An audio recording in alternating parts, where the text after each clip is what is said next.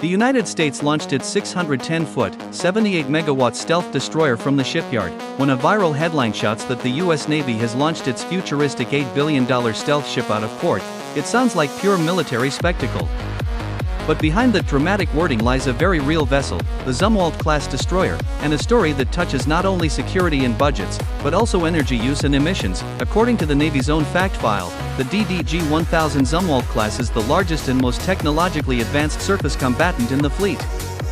It stretches 610 feet, displaces nearly 16,000 tons, and carries a small crew for its size thanks to heavy automation.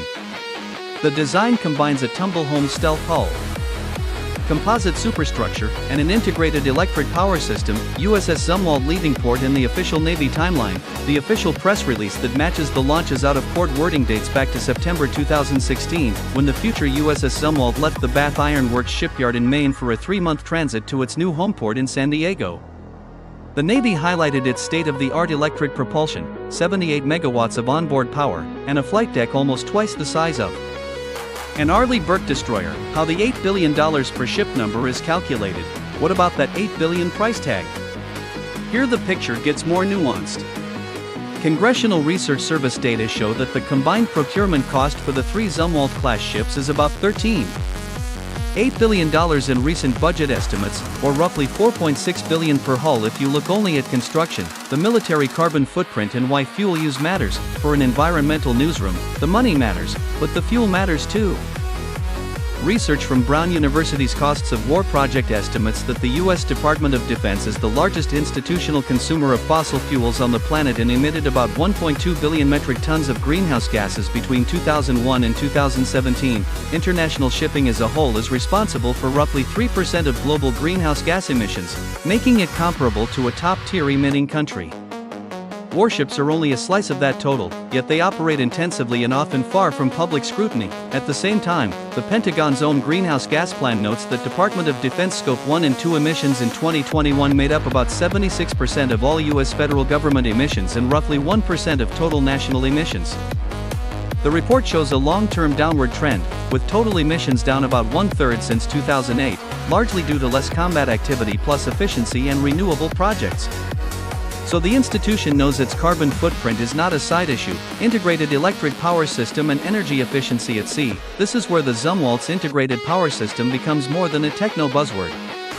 The Navy describes DDG-1000 as its first surface combatant to use a fully integrated power system that feeds propulsion, ship services, and combat systems from the same gas turbine generators.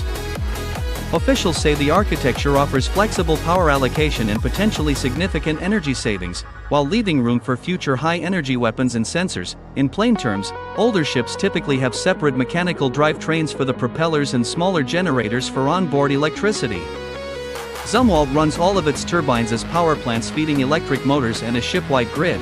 It is closer to a floating microgrid than a traditional engine room. If you have ever seen the difference between an old boiler and a modern building with smart meters, you have a rough analogy. Can an all-electric warship be green? None of this makes Zumwalt a green ship. The turbines still burn conventional fuel and public documents do not publish specific fuel consumption or life cycle emissions for the class.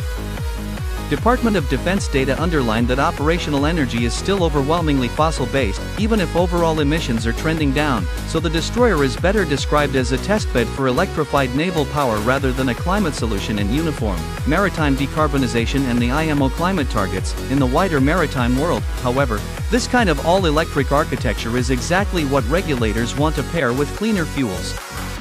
The International Maritime Organization's IMO 2023 greenhouse gas strategy calls for at least a 40% cut in carbon intensity across international shipping by 2030 and net zero emissions by mid-century, with a growing share of zero or near-zero emission fuels. Civilian shipbuilders and suppliers, including companies involved in Zumwalt's propulsion, are already marketing electric and hybrid systems as stepping stones toward that future.